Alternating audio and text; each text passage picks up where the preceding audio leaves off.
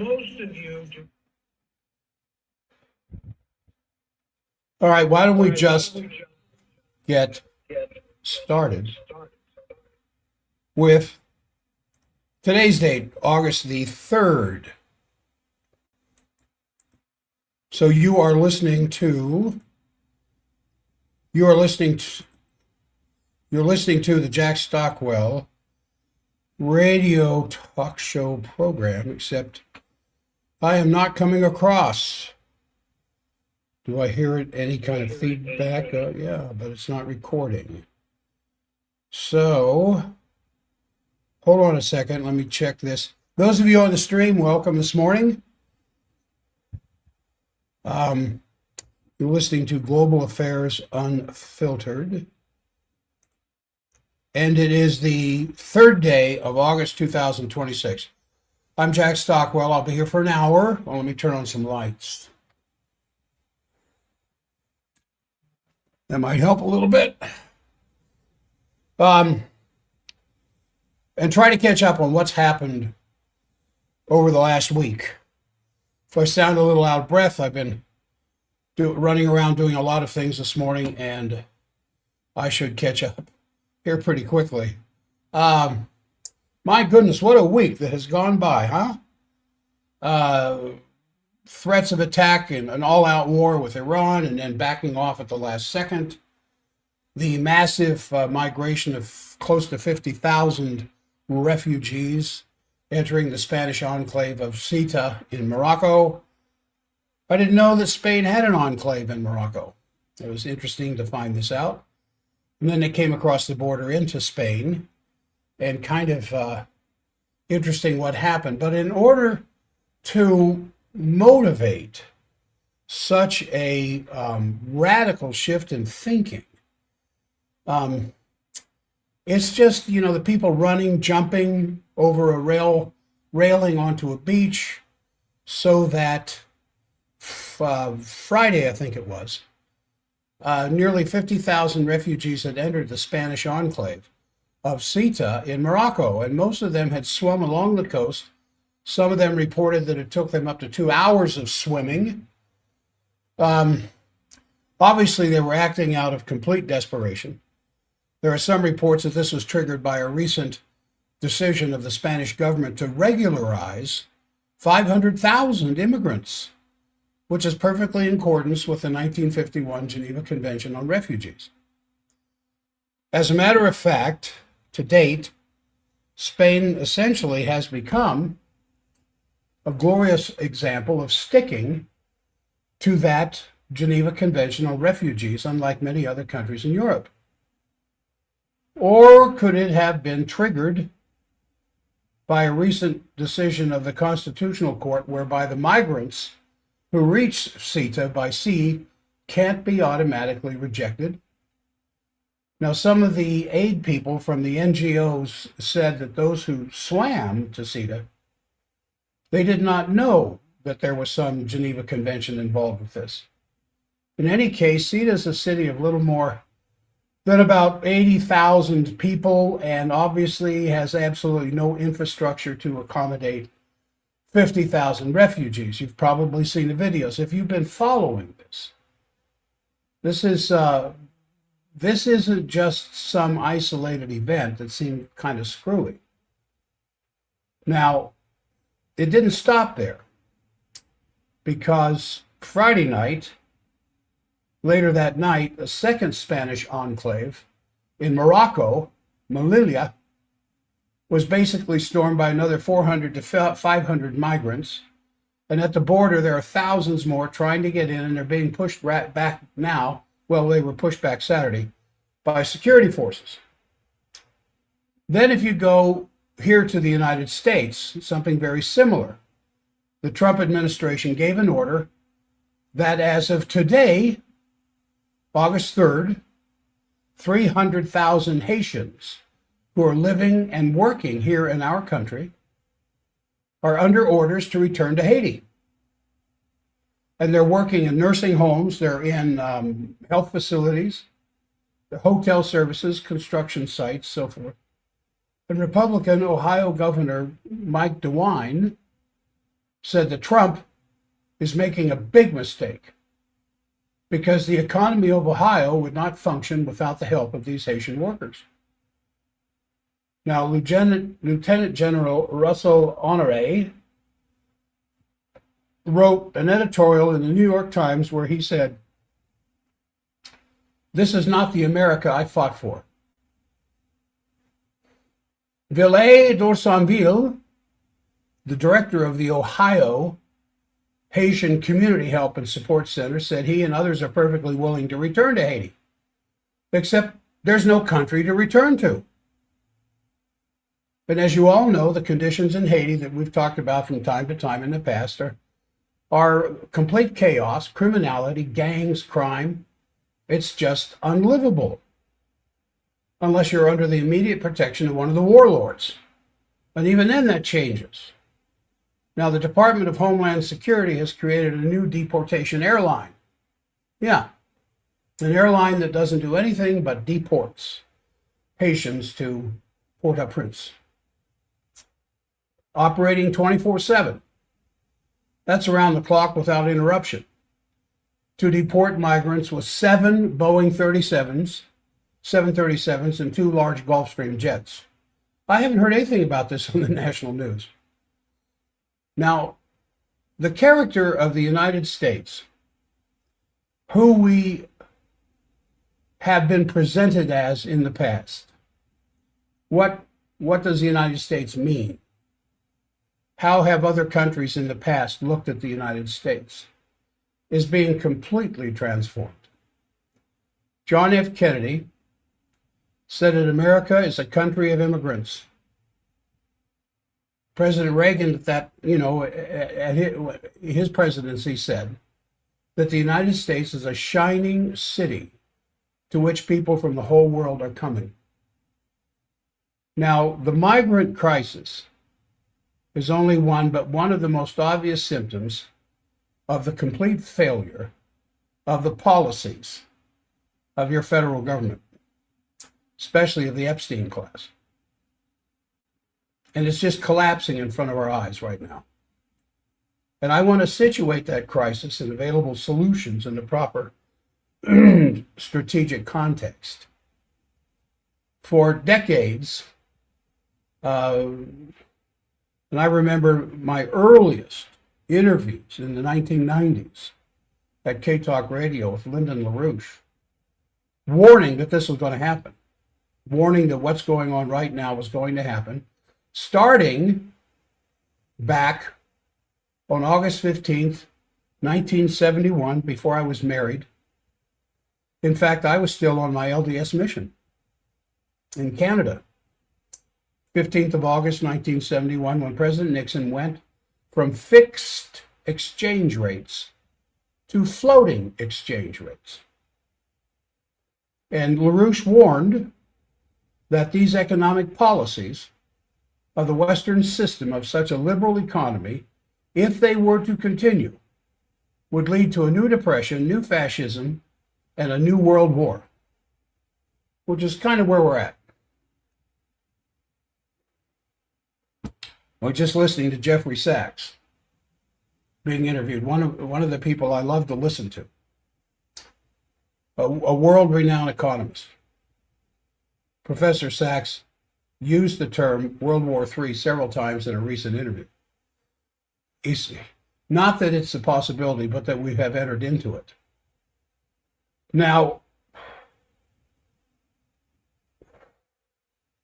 LaRouche pointed out crystal clear the consequences of moving from a fixed exchange rate backed up by gold reserve to whatever the market decided it wanted to do as far as exchange rates from currency to currency was concerned. And because he was so outspoken about this, he was prosecuted, slandered, demonized.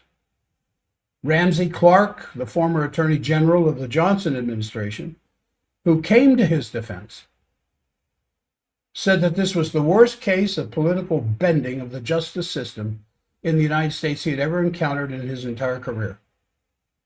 because LaRouche dared to point to the consequences of these policies in hundreds and hundreds of articles, speeches, interviews, so forth. And he addressed the underlying axioms of thinking that cause people to have these wrong ideas, and also the remedies of how to get out of it. And now what he talked about, I guess that's 50 years, more than 50 years ago, is pointing to the possibility of a complete collapse of civilization. Why? Because as a result of this, we see ourselves in two regional wars, we, the United States, Ukraine and Iran, and now both wars are starting to merge into one big war. And in the last several days, there was an attack by Ukraine on Bandar Azali, which is Iran's largest Caspian port and a hub trade for Russia. And the Indian former diplomat and commentator Radhakumar said this: "This is not a stray incident. It could very well be calibrated by Washington." And a similar analysis came from the Iranian news agency called Iranian Nua News, which is close to the Iranian Security Council.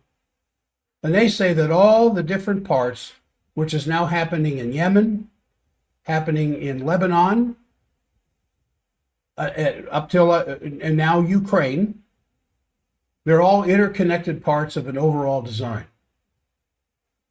Now, regarding the situation in the Ukraine, where NATO has been fighting Russia for 12 years, since 2014, the former head of the General Inspector of the German Army, Harold Kujat, who I quote all the time, was warning a couple of days ago that the present situation, I think I talked about this last Tuesday, was very, well, it just has terrible parallels to August 1914.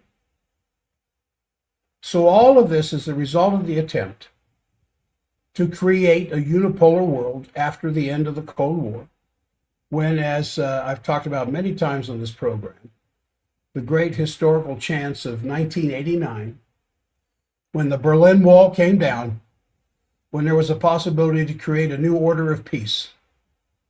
And of course, it was completely missed. Because the military-industrial complex does not want peace. They can't sell tanks, bullets, and missiles if we're not using them. It's not like storing up wheat against a dangerous day in the future.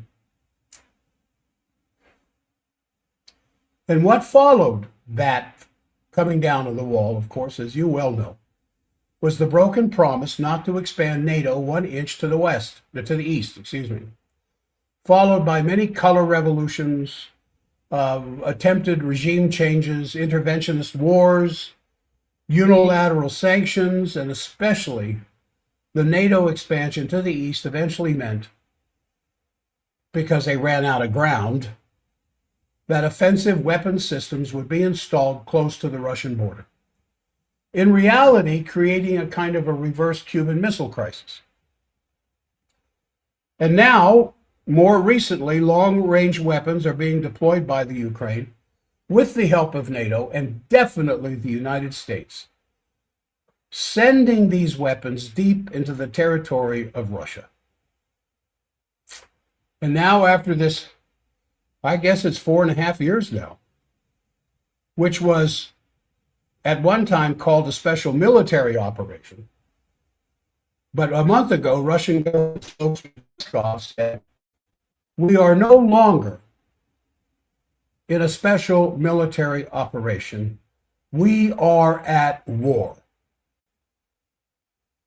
And it's very clear that Russia is starting to respond to these escalations from the side of NATO with a clear determination to finish this war with military means, because there's not going to be diplomatic means. Russia refuses to recognize any authority of Zelensky. and they refuse to listen to anything the West has to say, especially the United States, because, as Lavrov and others have said, you can't trust a word that comes out of the mouth of a Western diplomat. And one of the aspects of that is that they're cutting off Odessa from Ukraine, even as I speak this morning, thereby making Ukraine a landlocked country. And if you look at Iran, which is contrary to the case of Russia, an unprovoked war of aggression, a promise to have diplomacy has been broken twice, especially when you kill the diplomats. And then you add, in addition to that, the unprovoked cancellation of the Memorandum of Understanding, which had been signed back on June 17.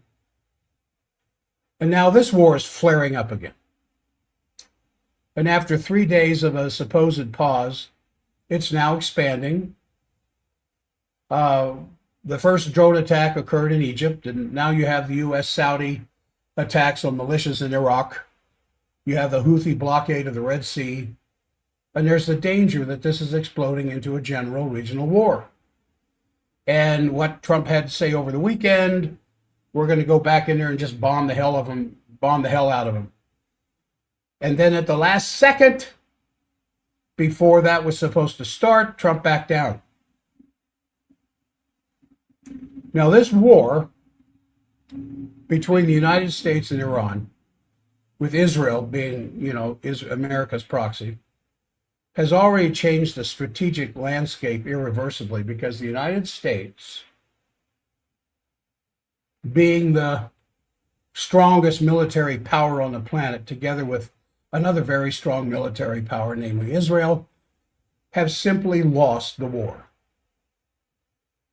They could not win because there was this incredibly strong Iranian resistance and resilience they weren't expecting. There has been no regime change. The straits are closed, which, of course, prior to the beginning of this war, February 28, those straits were wide open. So they found out that this middle-sized country of Iran, as big as it is still kind of middle-sized compared to United States, China, Russia, India, could not be defeated. Now, that doesn't mean that Iran won, because they are suffering tremendous damages and losses inside their country. So basically, there was this restart of the war, and then for 13 nights, there was this relentless striking of Iranian targets, and then it stopped. And it's generally reported, and sounds very credible, that the Pentagon at that time told Trump, when he had ears to hear, that the United States had become very low in munitions, especially missile interceptor systems like the Patriots and the THAADs and so forth. There's others, JASSMs and others. So the ability of the United States to have a military presence in other parts of the world has been greatly diminished. It is reported that Trump is exasperated, and that he obviously fell into the trap of Netanyahu, and unfortunately doesn't see an off-ramp. Now, this combined situation has all the makings of a new world war. Because the idea that one can inflict a strategic defeat on Russia is complete insanity. Russia is the strongest nuclear power on the planet. And they're looking at, the unprecedented, since 85 or 90 years ago, an unprecedented militarization of Europe. 85, 90 years ago, when Hitler became chancellor, and the militarization of Germany almost overnight just blew the world away as to what German productivity and engineering was capable of doing. Now, they had to have Western finance, a lot from American banks, of course, to do that, because of all the Nazis who were in Wall Street, all the Nazis in New York City, the Nazis in England, including the upcoming king. And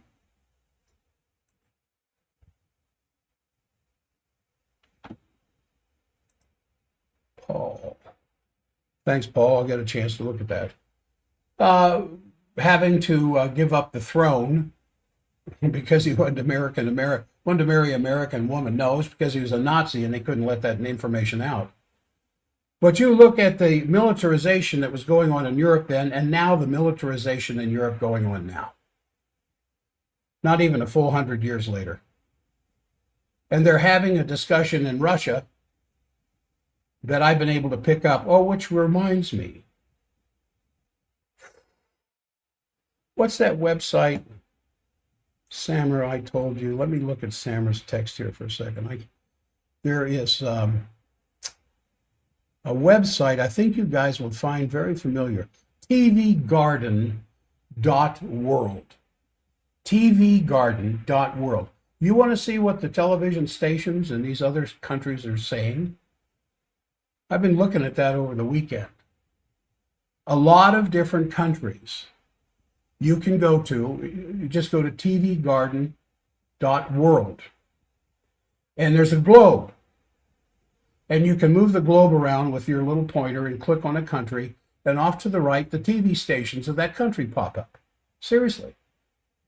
And a lot of these nations are in their own indigenous language. But some of them have an English broadcast inside that country. If you want to see what these other countries are saying that you will not hear in Western media, to get a little bit better picture of what's going on. Thought you might find that interesting. But you look at the militarization of Europe that's going on now because they expect to be fully at war with Russia in 2030, which is what, 4 years away? Maybe 3.5 years away? And they're having this discussion in Russia right now, and this is where I picked this up, of the return of Nazism to the West, especially Germany. So Putin, in a recent article, basically said that this revival of Nazism is the result of the Western policies after World War II, because the United States and Great Britain incorporated a lot of old Nazi networks, which is not a secret. Among them, the anti-Bolshevik bloc, the Gehlen organization, and many other operations where these Nazi networks were kept and obviously continued to function in new forms. So it's kind of interesting how Hollywood, and we know who controls Hollywood, how Hollywood would come out with movies.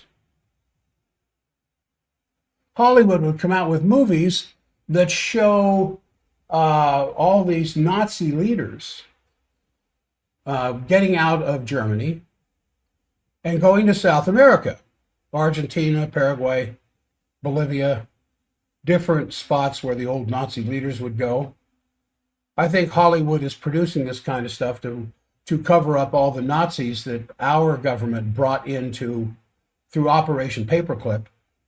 The Nazi scientists, Nazi doctors, Nazi officials into American surreptitious actions to learn how they did it in Germany, how they could do it here. That is not conspiracy theory. Even the CIA has admitted it. And now Russia, and you can hear this from Moscow on an English broadcast, talking about these kinds of things, where Nazism is coming back, or has in fact come back. And it brings, of course, forward the memory of the Great Patriotic War and what that implied in terms of losses. 27 million people in the Soviet Union died as a result, which does have an incredible impact on the mindset of Russia. Now, you can listen to local news here in America that'll give you one picture, and that, of course, is controlled by Western media, which is controlled by 6 different organizations. Or you can go to these countries and listen to what they have to say.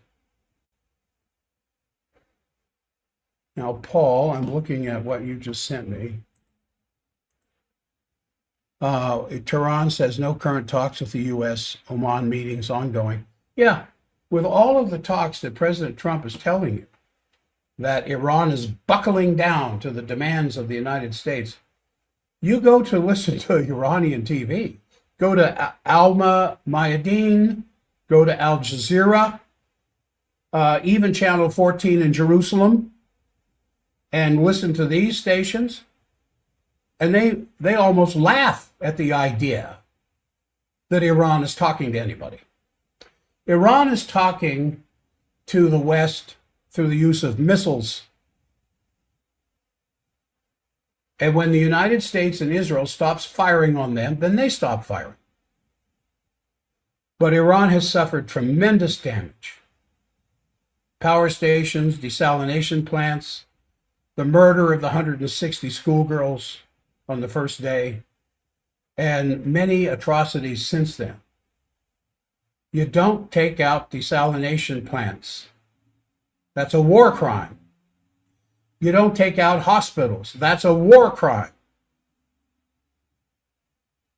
Now, if the Strait of Hormuz is not opening soon, and the Red Sea, which has recently been closed by the Houthis, and to my knowledge, here Monday morning, the 3rd of August, it's still closed. This is going to have an enormous consequence in the next 2 weeks, by the mid-month of August, on energy prices, the hunger crisis, and a major famine that has been pre-programmed to take place because of this. The UN just issued their latest State of Food Security and Nutrition in the world. That's the SOFI. The State of Food Security and Nutrition in the world. That's one of the offices of the UN.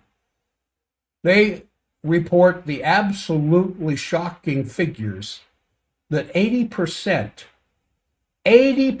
of all babies in Africa between 6 and 23 months are undernourished. 80%, 8 out of 10 babies 6 months on. Why not before 6? Because they're being nursed by undernourished mothers, but at least they're being nursed. The average weaning is around 6 months. So from 6 months to 2 years old, 8 out of 10 African babies are malnourished. In 2025, more than half the population in Africa had medium or severe food insecurity. That means every 5th African is suffering from hunger. Last year, almost 8% of the world population was suffering from hunger.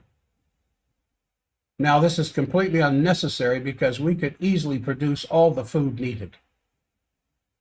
So the world right now is threatening to fall into a full depression worse than the 1930s if these straits are not opened. And not just monetary depression, but hunger and social explosions as to what just happened in CETA is just an indication of what might be coming. So you can't avoid the suspicion that all the measures that you see right now, limiting free speech, curbing civil rights and human rights, which you see here in the United States and Europe, are in the anticipation of by the authorities of eruptions yet to occur, which they cannot be blind to the fact that they are going to happen. This is just another layer of thinking of the Malthusians. And that, of course, is depopulation. And you hear hints of this everywhere you turn around. Even to the grandiose schemes of Bill Gates and his vaccination programs to depopulate Europe, and Fauci's work to depopulate the United States. Didn't you just love his appearance before Congress? Oh, my goodness. And as Senator Josh, what's his name, pointed out, because he had been pardoned by Trump before he was charged. He can get away with what he did. So anyway, I said this is a layer of the plans to depopulate this planet, and what the John D. Rockefeller used to call the population bomb, or the overpopulation 100 years ago, or what Schellenhuber, the former head of the Potsdam Climate Institute, said in many speeches, that his opinion was that the world can only carry 1 to 2 billion people, leaving out what should happen to the rest of them, of course. And in that context, we shouldn't forget the project of the Council of Foreign Relations, the so-called Project 1980s, which called for a controlled disintegration of the world economy. And this is what they said. This is what they said. I was able to find this. This is what they said in the Project 1980s by the Council on Foreign Relations, which of course is just the English arm of the British Chatham House. This is what they said. This is a quote, 2 paragraphs. Bad times, you may say, are exceptional and can be dealt with exceptional methods. This has been more or less true during the honeymoon period of industrialism, but it will not remain true unless increase of population can be enormously diminished. At present, the population is increasing about 58,000 per day. War so far has had no great effect on this increase, which continued through each of the world wars. The quote continues. War has either, though, been disappointing in this respect, but perhaps bacteriological war may prove to be more effective. If a Black Death could spread throughout the world once in every generation, survivors could procreate freely without making the world too full. The state of affairs might be somewhat unpleasant, but so what? Really high-minded people are indifferent to happiness, especially of others. Now, that was published by the Council on Foreign Relations back in the 80s. Project 1980s. Well, actually, it was published before that. It's what they wanted to realize during the 1980s. Now, what I have here is something written by Bertrand Russell, another Malthusian maniac. And it was published in 1953. See, the stuff that's going on now isn't just happening spontaneously. What's going on has been programmed for some time. And, you know, the grand chessboard, Zabrinsky's book, talking about these things back in the 70s. Before that, Carroll Quigley, in his publication, talking about what the plans were, was published back in the early 1970s or late 60s. So what I'm going to quote now is from Bertrand Russell. In 1953, I was a mere lad of 2 years old, unless it was after October, and then I was a mere lad of 3 years old.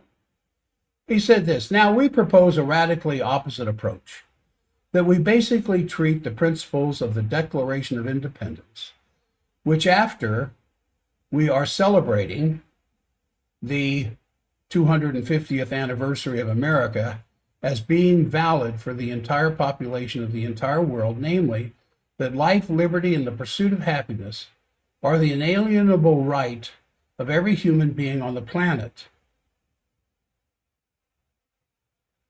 Oh, excuse me, I've got these, listen, that quote from the Council on Foreign Relations was written by Bertrand Russell through the Council on Foreign Relations. What I have now is a quote from a different organization, bringing things up to date as an alternative to that. Let me say that again. Now, we propose a radically opposite approach in order to killing people off with bacteriological agents, as they were proposing in 1953. that we treat the principles of the Declaration of Independence, which after all, we're celebrating the 250th anniversary of America this year, as being valid for the entire population of the entire world. Namely, that life, liberty, and the pursuit of happiness are the inalienable right of every human being on this planet. The Declaration of Independence, therefore, is actually the founding document of the Schiller Institute, which is where this is coming from. When we founded it, I only changed the Declaration of Independence by 6 or so words to make it applicable to the whole world. The reason is that every newborn child is potentially a genius who can discover fundamental principles of the physical universe and in this way increase the relative potential population density of the planet and beyond, and in this way bring the development of the universe forward, of which man is the most advanced expression. So which way? Which way do we go? The building of infrastructure, the building of hydroelectric power dams, so that 600 million sub-Saharan Africans can actually get electricity, that could actually run air conditioners in that equatorial heat, schools, hospitals, highways, airports, waterways, or release more Black Death agents and get rid of them. There are people who think like that. They're publishing it. And what is needed to deal with the refugee crisis that's going on is basically to install in these countries and the continents basic infrastructure in Africa, Asia, and Latin America, and the poorer parts of our country, of which many places in our country look like third world areas, the poor areas of Europe, and basically industrialize these places. That's what Roosevelt did with the Tennessee Valley Authority. Backed up by government loans, Kentucky, Tennessee built these huge electro power dams, which these corporations then paid the government back for the loans they got from the government to build this stuff, which electrified the American Southeast, which turned it into the industrial area that it is now. Why can't you do that throughout the entire world? And that's what China and Russia are offering to Africa. As the president of Nigeria said on one occasion, what we get from the United States is vaccines. What we get from China and Russia, and that's why they're turning to them, highways, airports, hospitals, universities, hydroelectric power dams, of which there's plenty of water in Central Africa for this. Agricultural projects, desalination projects, so that the citizens of these countries stay there because they can have a life. Where's all this immigration stuff coming from? Because they see America, they see Spain, they see Italy, they see Europe as a better future for their children than these African countries. And so a certain percentage of them drown crossing the Mediterranean, only to be turned back when they reach the mainland of Southern Europe. So that many more drowned on the way back to Africa. When Lopez Portillo was the president of Mexico back in the 70s, and the work that was doing up to the point where Reagan became president. Reagan was working with Portillo to increase the industrialization of Mexico so the Mexican citizens could have a life in Mexico. And that, of course, was shot to pieces by the International Monetary Fund.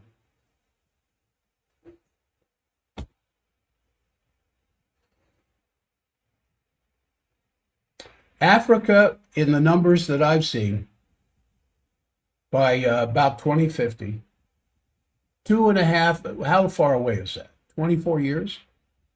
I probably will not be around. I'd be 100 years old then. If I'm around then, I'll probably still be on K-Talk. But by 2050, according to the UN, Africa will have about 2.5 billion people.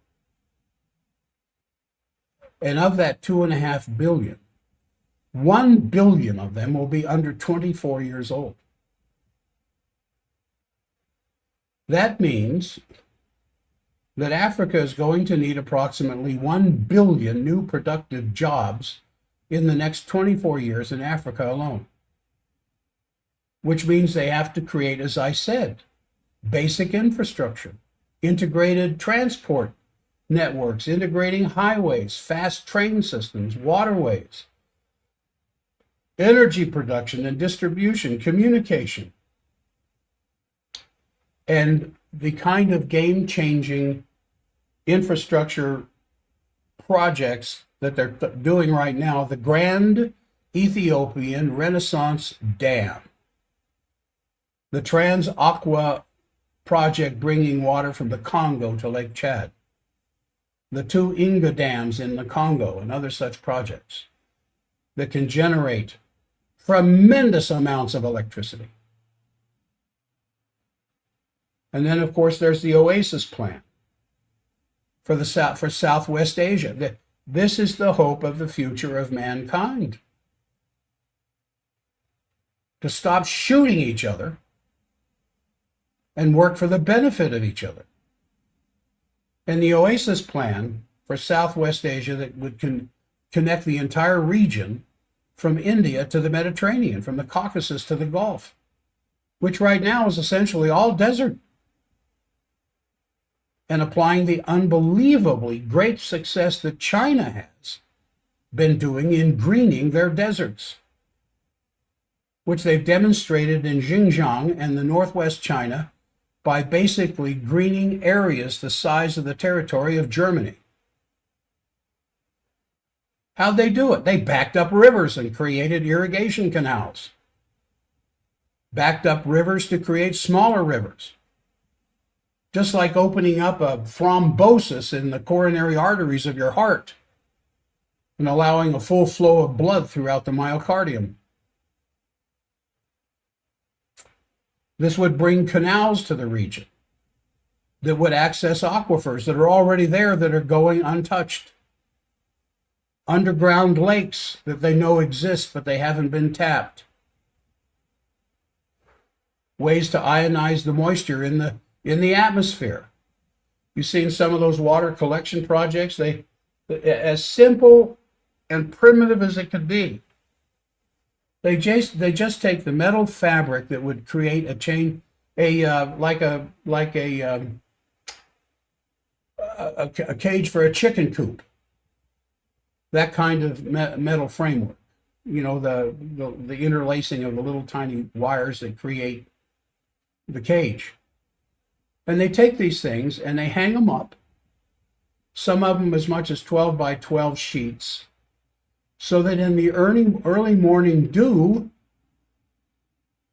water condenses on these things, drip all the way down into a collection. Now, I'm not saying that's what they need to do. I'm just saying the moisture is there to trap.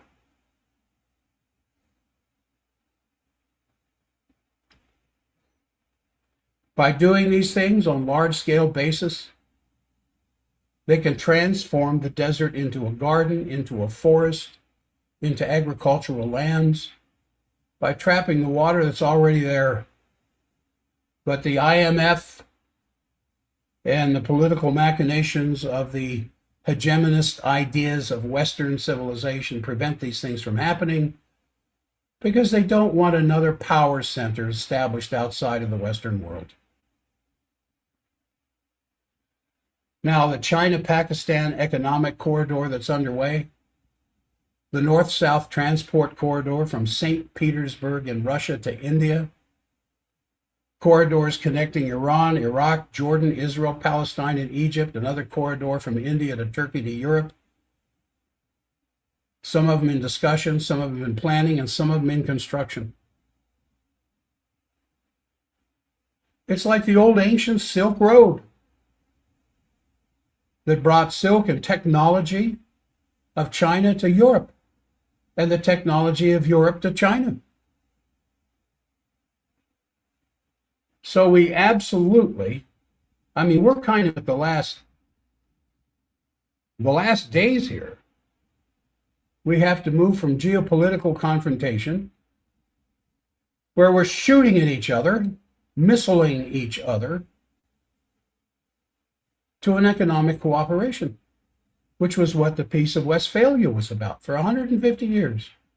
They stopped killing each other for 150 years by getting involved in economic projects that benefited both sides.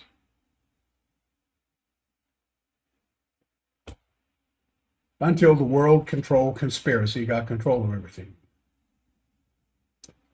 So you have to move away from the bestial image of man that Bertrand Russell talked about to the lofty idea that was recently promoted by Pope Leo XIV in his Magnificat Humanitas encyclical, where he describes every human being on this planet as being in the image of God.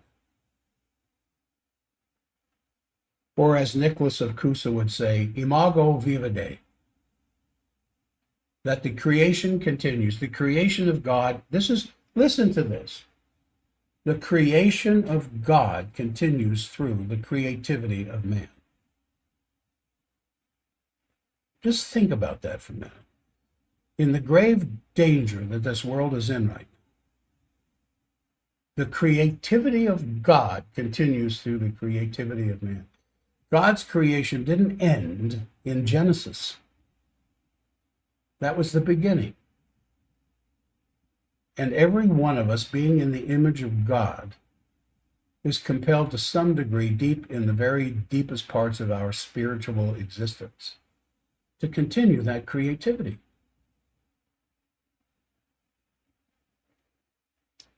And that has to address, I think, the root causes of the migrant questions, which the Pope said in many speeches when he was in Spain in the beginning of June, where he said we have not only to integrate the migrants based on their dignity, which every human being has in the same way, but you have to create conditions, the Pope said, so that they can stay home. And that's what I've been talking about the last 15 or 20 minutes. Through massive infrastructure projects. The Congolese would love to stay in the Congo if there was something to stay for. The Angolans would stay. The Mali would stay. The Sudanese would stay if there was something to stay for.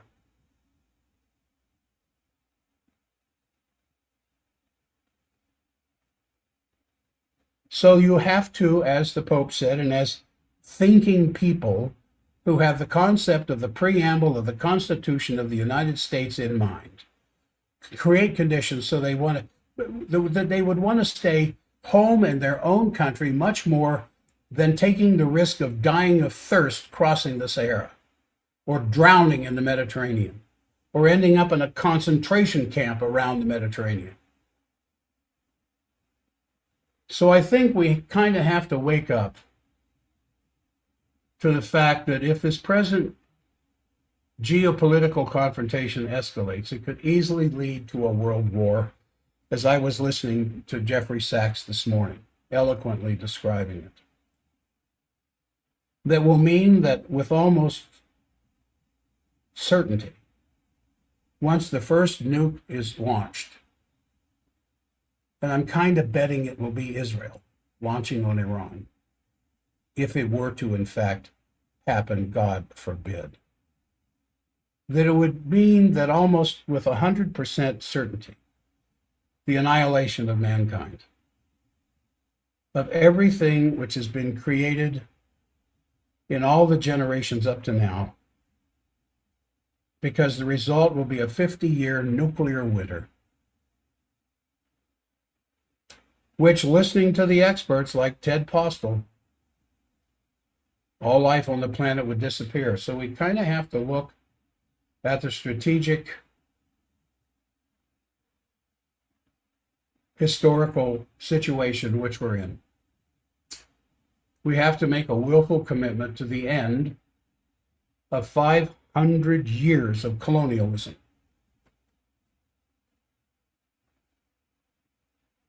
I kind of want to devote my efforts, as long as I continue to be a part of the K-Talk lineup, to devote my efforts to the idea that a new name for peace is development. When John Lennon sang about giving peace a chance, what did they mean? What did he mean by that? What you and I mean by peace is different than what the Epstein class means by peace. I mean, I could go into that, but I think it's rather obvious. An idea of the definition of peace that is emerging through all the things I just got through talking about. Peace is spelled development, development, because there will be no peace without development. Imagine yourself facing bankruptcy. Imagine yourself working right now here in the state of Utah for a company that you know just got bought by another company, and there's going to be layoffs. Are you feeling peaceful? What would give you peace? Knowing that your paycheck is okay and you don't have to worry about it. Because it might, if you are without a job and without the hope of a better one or equal to it, may have to pack up and move somewhere else. That's what's happening to these people in Africa. That's what's happening to these people in Central and South America who try to get across the American border, because they love their children every bit as much as you do. And they want their children to have a better chance. So educated people in Central and South America cross our borders to become housekeeping people in hotels with degrees, because that's all they can get. But with development in these countries that, again, the IMF and Western banking systems do not want to have take place, because if these countries were to develop their own interior development, the citizens will stay. And if the citizens stay, we don't have cheap labor here. And if the citizens stay there, they might actually organize a defensive posture militarily to stop the rape and stealing of their natural resources. We can't have that. Where are we going to get our stuff? Where are we going to get our rare earth minerals? We can't have guided missiles without rare earth minerals. So we kind of have to devote our efforts that the new name for peace is development, to create a new security, a new developmental architecture which would implement the interests of every single country on this planet. And that's the tall order in front of us. And if we could evoke, as several organizations are trying to do, that's one of the things I like about Helga LaRouche and the Schiller Institute, is that they're trying to evoke the passion of enough people around this planet to fight for this, where we can actually succeed and avoid the possibility of the end of civilization. Now, as you know, and I try to be hopeful. I'm hoping that this program is a little more hopeful than I am often accused of. But I try to tell you what's going on out there. But there is hope, even though the world right now is in grave danger. As a matter of fact, if everybody would know how close we are right this minute, almost 9 o'clock Mountain Time, August 3rd, to World War III, I think we would have millions and billions of people in the streets to make sure it stopped. The problem we have is the Epstein class has this game of control of the narrative, trying to interpret things in the way that you can't see your way forward without seeing an enemy. Putin, China, Mustafa Khamenei, who hasn't been seen, what, in 5 months? So if we can have a devil out there, a monster out there, Putin, Xi Jinping, or just China as a whole. And so what I try to do here is to mobilize, spiritually mobilize, politically, to take an active role in contacting your representatives, even though I'm kind of, I don't want to say it, but I'm kind of done with them now that they voted to turn our military over to Israel.